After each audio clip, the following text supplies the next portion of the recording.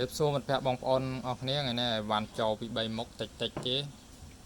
នេះចូលមកតើខ្យល់នេះមួយឈុត45,000តើខ្យល់បានតើខ្យល់មួយថ្មមួយគ្រាប់ហើយនឹងឆ្នាំងសាក់វាមួយនេះឆ្នាំងសាក់វាឈុតហ្នឹង45,000នេះហើយនឹង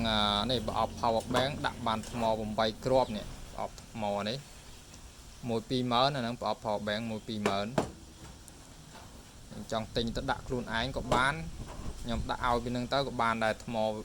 មកគ្រាប់4000 1800មីលីនេះ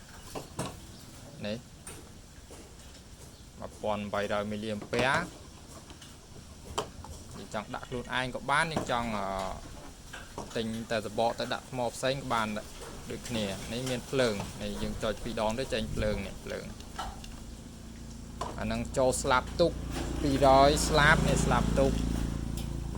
នេះ1000ស្លាប់ទូកនេះ1000ណាត្រូវការ